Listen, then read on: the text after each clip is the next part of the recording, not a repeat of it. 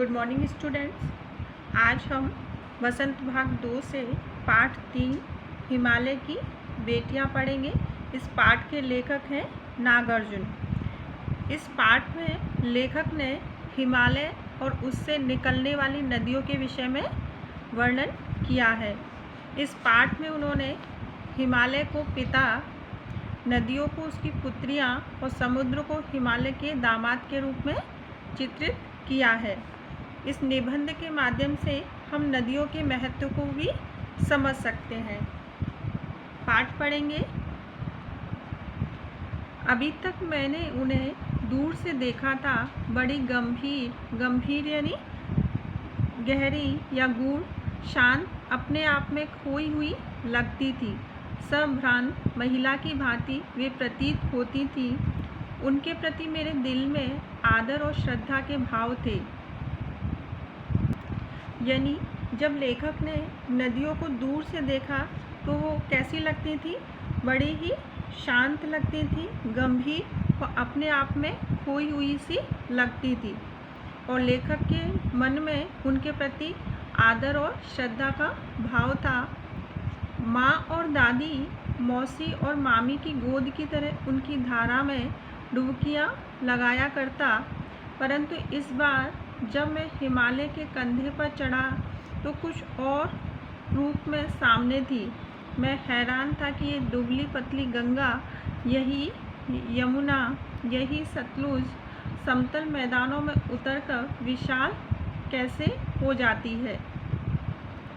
और लेखक जब हिमालय पर चढ़ा तो उनके नदियों के रूप को देखकर वो हैरान था कि कैसे वो नदियाँ जो दूर से देखने पर कैसी गंभीर नज़र आती थी, शांत नज़र आती थी, लेकिन उन्हें हिमालय के ऊपर चढ़कर जब देखा जाता है तो हैरान हो जाता है कि जो दुबली पतली नदियाँ हैं वो मैदान में उतरकर कितना विशाल रूप धारण कर लेती हैं। इनका उछलना और कूदना, खिलखिलाकर लगातार हंसते जाना, इनकी ये भावभंगी किसे कहते हैं? कि जो भाव होते हैं, जो उनके विभिन्न स्वरूप होते हैं, इनका ये उल्लास यानी खुशी कहाँ गायब हो जाता है मैदान में जाकर। किसी लड़की को जब मैं देखता हूँ तो किसी कली पर जब मेरा ध्यान अटक जाता है तब भी इतना कौतूहल किसे कहेंगे? जो जिज्ञासा है और विस्मय नहीं होता जितना कि इन बेटियों की बाल लीला देखकर। यहाँ लेखक ने नदियों की तुलना किससे की है? एक अल्हड़ लड़की से की है। जो लड़की की भांति ये नदियाँ भी जब हिमालय की गोद से निकलकर मैदानों में आती हैं तो वो क्या करती है? उछलती है, कूदती है, खिलखिलाती है। कहाँ ये भागी जा रही है? वह कौन लक्ष्य है जिसने इन्हें बेचैन कर रखा है? अपने महान पिता का विराट प्रेम पाकर भी अगर इनका हृदय अतृप्त है तो वह कौन होगा जो इनकी प्यास मिटा सकेगा? अतृप्त यानी संतुष्ट ना होना। बर्फ जली नंगी पहाड़ियाँ, छोटे छोटे पौधों से भरी घाटियाँ, बंधुर अधिकताएँ, बंधुर यानी कुछ जो ऊंची नीची जो लहरदार होती है, अधिकताएँ यानी पर्वत के ऊपर की समतल भूमि, सरसब्ज उपत्यकाएँ, सरसब्ज यानी हरी भरी, उपत्यकाएँ यानी पहाड़ से नीचे की भूमि या घाटी या तराई। ऐसा है इनका लीला निकेतन। नदियों का जो लीला निकेतन है उसे किसे बताया है? जो वहाँ की बर्फीली पहाड़ियाँ हैं, हरी भरी घाटियाँ हैं, ऊंची नीची जो पर्वत समतल भूमियाँ हैं और जो सरसब्ज उपत्यकाएँ हैं, उनको नदियों का क्या कहा है? लीला निकेतन। खेलते खेलते जब ये जरा दूर निकल जाती है तो देवदार, चीड़, सरो, चिनार, सफ़ेदा, कैल के जंगलों में पहुंचकर शायद उन्हें बीती बातें याद करने का मौका मिल जाता होगा। कौन जाने बूढ़ा हिमालय अपनी इन नटखट बेटियों के लिए कितना सिर धुनता होगा।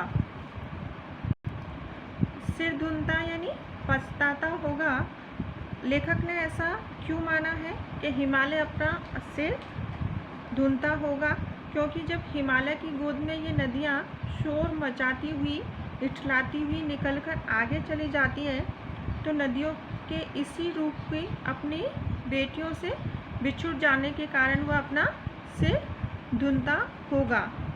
बड़ी बड़ी चोटियों से जाकर पूछिए तो उत्तर में विराट मौन के सिवा उनके पास और रखा ही क्या है।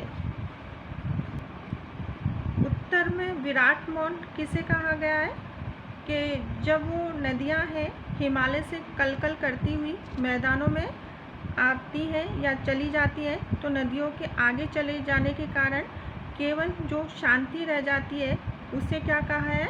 उत्तर में विराट मैदान या उत्तर में विराट मौन। सिंधु और ब्रह्मपुत्र ये दो ऐसे नाम हैं जिनके सुनते ही रावी, सतलुज, व्यास, चनाब, झेलम, काबुल, कपिशा, गंगा, यमुना, सरयू, गंडक, कोशी आदि हिमालय की छोटी बड़ी सभी बेटियां आंखों के सामने नाचने लगती हैं। ये सभी किसके नाम हैं? नदियों के नाम हैं।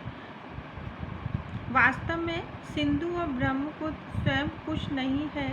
दयालु हिमालय के पिघले हुए दिल की एक एक बूंद ना जाने कब से इकट्ठा होकर इन दो महानदों के रूप में समुद्र की ओर प्रवाहित होती रही है। यानी सिंधु और ब्रह्मपुत्र को लेखक ने क्या बताया है कि ये हिमालय के पिघले हुए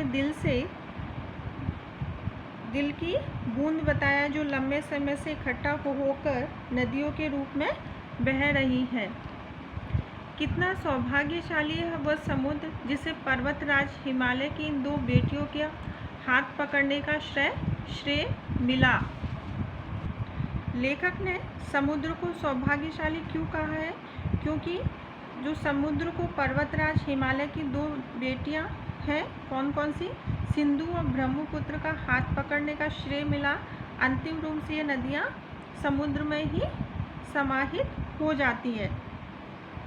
जिन्होंने मैदान में इन्हीं नदियों को देखा होगा, उनके ख्याल में शायद ही ये बात आ सके कि बूढ़े हिमालय की गोद में बच्चियां बनकर ये कैसे खेला करती है। माँ बाप की गोद में नंग धड़ंग होकर खेलने वाली इन बालिकाओं का रूप पहाड़ी आदमियों के लिए आकर्षक भले न हो, लेकिन मुझे तो ऐसा लुभावना प्रतीत हुआ।